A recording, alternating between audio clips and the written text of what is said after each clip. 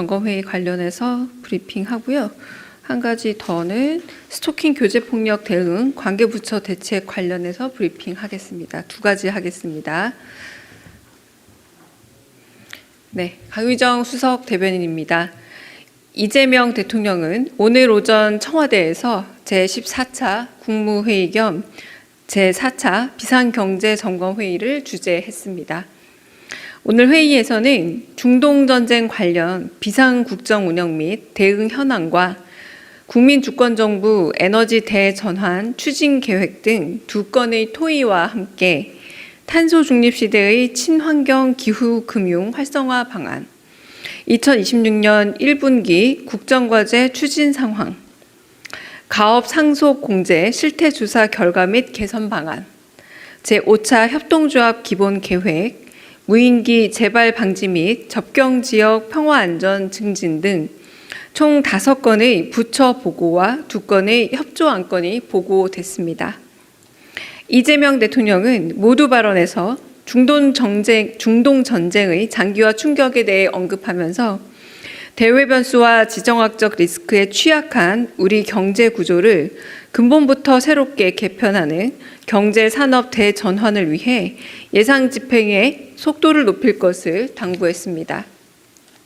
또한 지난 정부에서 발생한 민간인 무인기 사건을 언급하면서 일부의 무책임하고 무모한 행동으로 불필요한 군사적 긴장이 유발된 데 대해 북측의 유감의 뜻을 표했습니다.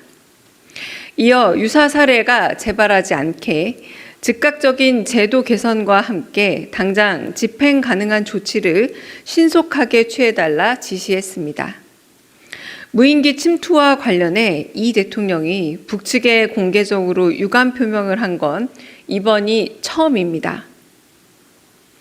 중동 전쟁 관련 비상국정 운영 및 대응 현황을 보고받은 이 대통령은 출퇴근 시간 유연화와 함께 공공영역부터 솔선수범 방안을 찾아 국민들의 대중교통 이용의 불편함을 줄일 것을 당부했습니다. 호르무즈 우회로 입항 관련 조치 결과에 대해서는 후티 반군의 홍해 해협 봉쇄 가능성을 물은 후 최대한 안전하게 하되 균형을 잘 맞춰달라 당부했습니다. 기후에너지 환경부가 준비한 국민주권정부 에너지 대전환 추진 계획에 대해 이 대통령은 제주도의 경우 보조금 정책으로 전기차를 싸게 살 수 있게 하면 상당한 성과를 낼 수 있으리라 기대한다면서 정책 집행에 속도를 내달라 강조했습니다.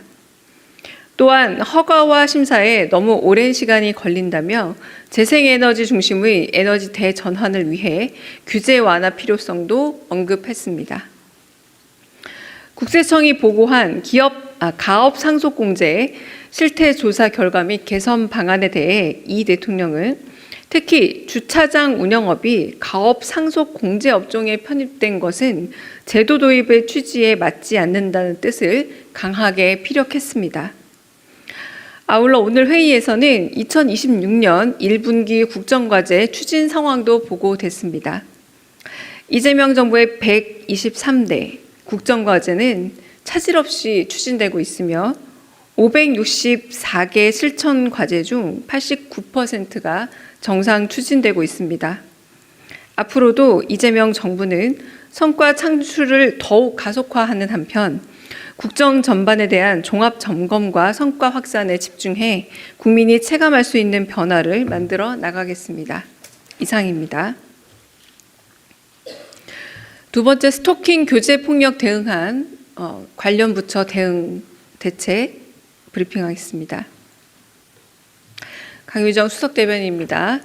남양주 스토킹 살인 사건을 계기로 마련된 스토킹 교제 폭력 대응 관계부처 대책 브리핑하겠습니다. 재발 방지를 위한 대책을 신속히 마련하라는 이재명 대통령의 지시에 따라 지난달 27일 법무부, 성평등부, 대검찰청, 경찰청의 대책 보고가 있었습니다. 먼저 경찰은 고위험 가해자의 경우 7일 이내 구속영장을 신청하면서 위치 추적 전자장치 및 유치 등 강력한 잠정 조치도 필수적으로 함께 신청하게 하는 원칙을 세웠습니다. 법무부와 경찰청의 시스템 연계를 통해 출동 경찰관이 전자장치 부착 가해자와 피해자의 실시간 위치를 확인할 수 있게 되며 스마트워치에도 연동해 가해자의 접근 정보를 피해자에게 전송할 계획입니다. 또한 수사기관이 잠정 조치를 청구하지 않은 경우에도 피해자가 직접 법원에 청구할 수 있게 하는 내용의 스토킹 처벌법 개정안이 지난달 31일 본회의를 통과했습니다. 그 외 교제폭력 법제화나 잠정조치 기간 연장, 횟수 상향 등 보완 입법이 필요한 사안은 관계부처가 추가로 검토해 대책을 마련할 계획입니다. 이상입니다. 네, 혹시 질문 있으면 질문 받겠습니다.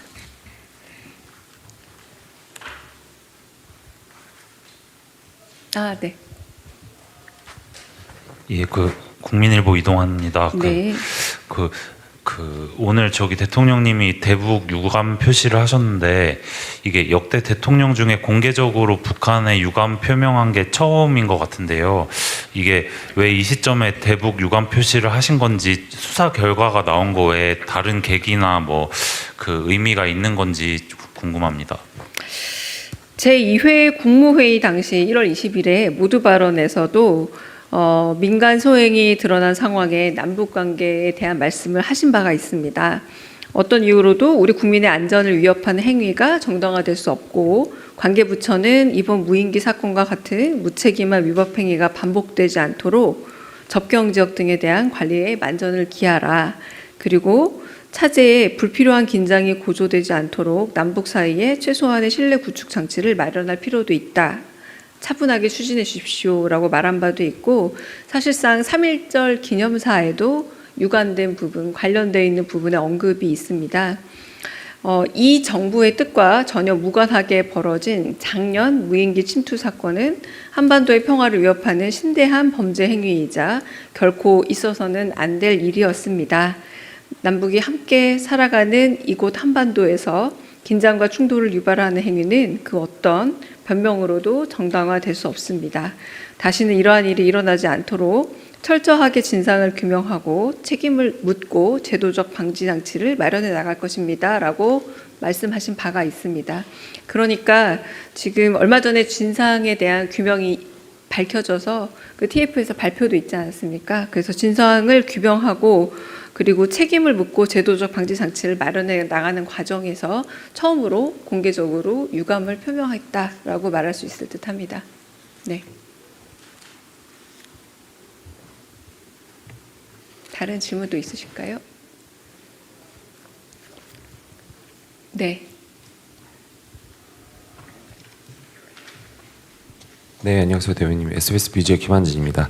대통령께서 아까 국무회의 때 1주택자가 실거주 의무 규정 때문에 세입자 있는 집 팔지 못하는 그 문제 짚어주셨었는데, 설명하시면서 이게 과거에는 단기간이나 갭 투기를 허용하는 꼴이 돼서 수요를 자극할까봐 우려를 했었지만 지금은 공급을 늘리는 효과가 더 클 거로 판단된다고 말씀을 하셔서요. 이 공급을 늘리는 효과가 더 클 거로 판단된다고 하신 배경이나 혹시 보고받으셨던 내용이 어떤 것이었는지 좀 궁금합니다.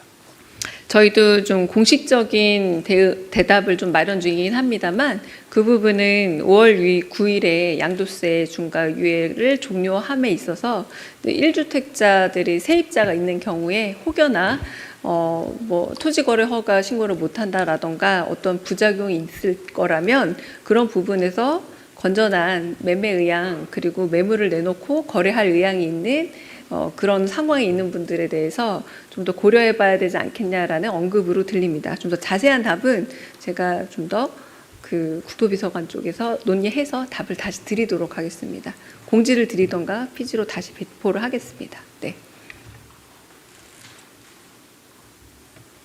다른 질문 있으세요? 없으시면 네네 여기서 마치겠습니다.